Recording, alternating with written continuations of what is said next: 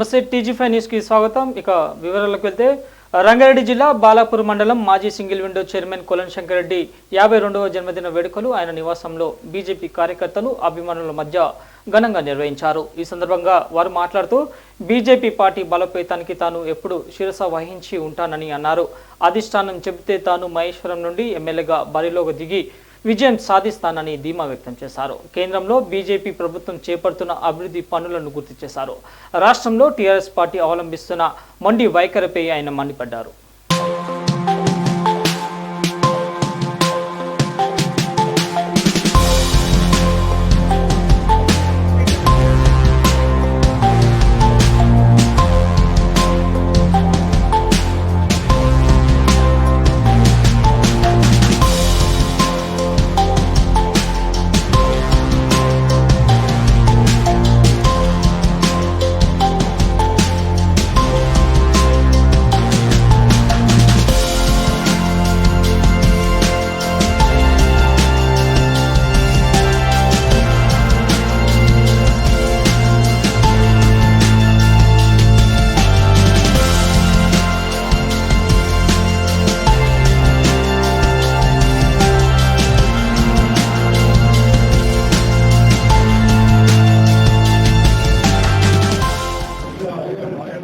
भारत माता की जय।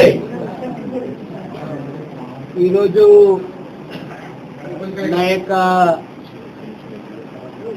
జన్మదినోత్సవ సంబరాలలో యావత్తు నియోజకవర్గ వ్యాప్తంగా మహేశ్వరం నియోజకవర్గం నుండి కులాలు మతాలు వర్గాలకు తావు లేకుండా రాజకీయ సంబంధాలు లేకుండా భారతీయ జనతా పార్టీకి చెందిన అగ్రనాయకులు కార్పొరేటర్లు యువత నాయకులు మహిళా నాయకురాళ్ళు కుల సంఘాలు కార్మిక సంఘాలు ఉదయం 8 గంటల నుండి వందలాదిగా తరలి వచ్చి నన్ను దీవించినందుకు వారందరికీ కూడా నేను శిరస్సు వంచి నేను నమస్కారాలు తెలియజేస్తా ఉన్నాను। నాకు ఈనాడు జన్మదినోత్సవ సందర్భంగా యావత్తు సకల జనుల యొక్క చేయితనిచ్చిన కారణంగా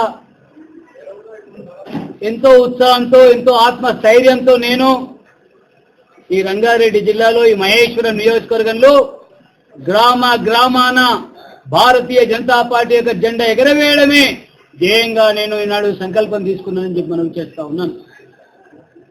ఈ యొక్క మహేశ్వరం నియోజకవర్గం మొదలుకొని చేవెళ్ల పార్లమెంటు వరకు రాష్ట్ర వ్యాప్తంగా పార్టీ ఏ సేవ చేయమని పిలిచినా ఆ యొక్క బాధ్యతకు న్యాయం చేసే విధంగా సర్వదా కృషి చేస్తానని చెప్పి ఈ సందర్భంగా తల్లి భారతీయ సేవలో కొనసాగుతానని చెప్పి ఈ సందర్భంగా మనవి చేస్తా ఉన్నాం। ఈనాడు పార్లమెంటు సభ్యులుగా కానీ శాసన సభ్యులుగా కానీ వ్యక్తులు ఎవరనేది మాకు ముఖ్యం కాదు। ఆ వ్యక్తుల్లో పోటీదారులు నేను ఒకరిని కూడా కావచ్చు, అయినా కుటుంబం లాంటి పార్టీ అయినటువంటి భారతీయ జనతా పార్టీ హైకమాండ్ యొక్క నిర్ణయమే మా అందరి కూడా శిరోధార్యంగా తీసుకోవాలి। ఎవరైనా ఏదైనా స్వార్థపూరిత రాజకీయాలతో భారతీయ జనతా పార్టీ భ్రష్టు పట్టించే ప్రయత్నం చేస్తే ఇక నుంచి ఊరుకునేది సహించేది లేదని చెప్పి కూడా స్పష్టంగా మనవి చేస్తా ఉన్నాం। ఈ యొక్క రాష్ట్రంలో తెలంగాణ రాష్ట్ర సమితి వల్ల ముఖ్యమంత్రి కేసీఆర్ నాయకత్వంలో రాబందుల రాజ్యం వెళుతా ఉంది, కుటుంబ పాలన కొనసాగుతా ఉంది। ఏ ప్రజ కూడా ఏ యొక్క కులస్తులు కానీ మతస్థులు కానీ ఏ రాజకీయ పార్టీ కానీ ఈ టిఆర్ఎస్ వల్ల ఎక్కడ కూడా సంతృప్తి లేదు।